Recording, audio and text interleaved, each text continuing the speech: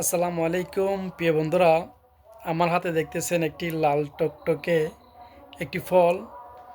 এই ফলটি হচ্ছে জাপানের একটা বিখ্যাত ফল। এই ফলটা জাপানের জাতীয় ফল নামে পরিচিত।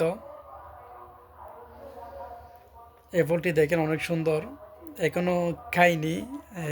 একটা কিনে আনলাম দেখার সাথে সাথে, এখনও খাইনি।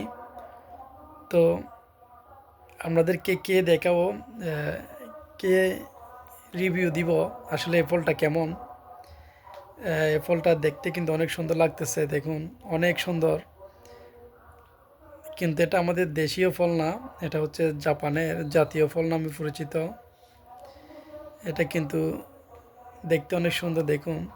কিন্তু ভিতরে কীরকম বা খেতে কীরকম এখনও জানি না। কাটলে তখন আমি রিভিউ দিব আসলে এটা খেতে কীরকম, এটা ভিডিও দিব।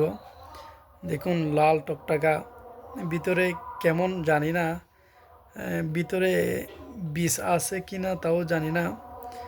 দেখুন দেখতে কিন্তু অনেক সুন্দর। এটা হচ্ছে জাপানের জাতীয় ফল। এটা হচ্ছে জাপানের জাতীয় ফল। এখন দেখতেছি আমাদের দেশেও এই ফলের চাষাবাদ করতেছে। অনেকে দেখি নার্সারিতেও এই ধরনের এই এই জাতের ফলের চারা বা গাছ তৈরি করতেছে।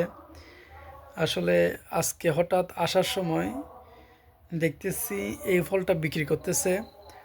তো দাম জিজ্ঞাসা করলাম, দাম বলছে 800 টাকা করে কেজি।